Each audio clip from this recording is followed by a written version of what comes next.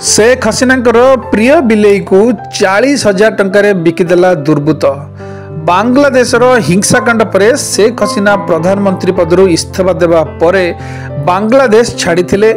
बांग्लादेश छाड़बार किछि घंटा मध्य सरकारी बासभवन गणभवन को विक्षोभकारी माने निज अख्तियार को नहीं। विक्षोभकारी माने शेख हसीनांकर जर्मन शेफर्ड, चेयर, पोशाक, पोषा बतक, कुकुड़ा, माछ, बिले आदि लुटि नहीं।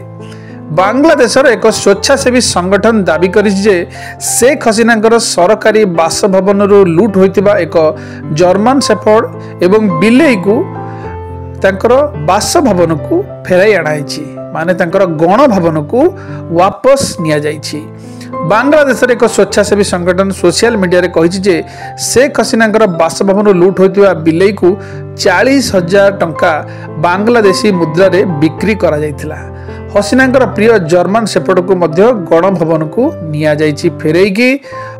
अभयारण्य नामक एक संस्था एक फेसबुक पोस्ट रे कहिछि जे हसीनांकर बिलेई को गणभवन को फेरे दिया जाइछि।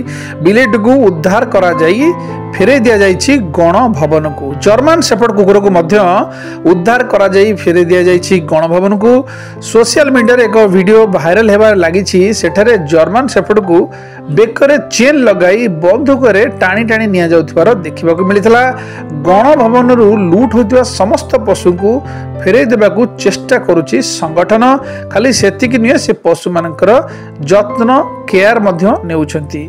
तेणु हसीनांकर प्रिय बिलेई को दुर्बृत्त माने बिकी देइथिले बाजार रे 40,000 बांग्लादेशी मुद्रा रे एवं तांकर जतक प्रिय पशु पक्षी थिला सबु लुटी नेकी बिकी देइथिले, जहाकू स्वेच्छासेवी संगठन आस्ते आस्ते गोटे गोटे करिकी गणभवन को वापस निया जाइछि।